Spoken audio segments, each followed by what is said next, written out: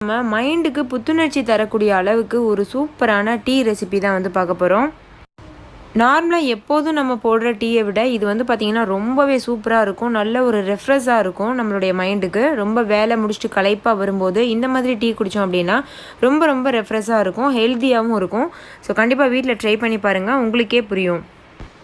இதில் நான் சொல்லியிருக்க டிப்ஸ் எல்லாம் ஃபாலோ பண்ணுங்கள். கடையில் கிடைக்கிற மாதிரி மசாலா சாய் நீங்களும் வீட்டிலையே ஈஸியாக செய்யலாம். ஃபஸ்ட்டு இந்த ரெசிபி செய்கிறதுக்கு ஒரு கிண்ணத்தில் 1/2 கப் அளவுக்கு தண்ணி சேர்த்துக்கோங்க. தண்ணி நல்லா கொதித்ததுக்கப்புறமா 2 டீஸ்பூன் அளவுக்கு டீத்தூள் சேர்த்துக்கோங்க. அதுக்கப்புறமா 1 டேபிள் ஸ்பூன் அளவுக்கு சுகர் சேர்த்துக்கோங்க. உங்களுக்கு வேணும் அப்படின்னா நீங்கள் வெல்லம் கூட சேர்த்துக்கலாம். அதுக்கப்புறமா 1 டீஸ்பூன் அளவுக்கு ஏலக்காய் தூள் சேர்த்துக்கோங்க. உங்கள்கிட்ட ஏலக்காய் தூள் இல்லை அப்படின்னா 2 ஏலக்காயை எடுத்து இடித்து அதையும் நீங்கள் சேர்த்துக்கலாம்.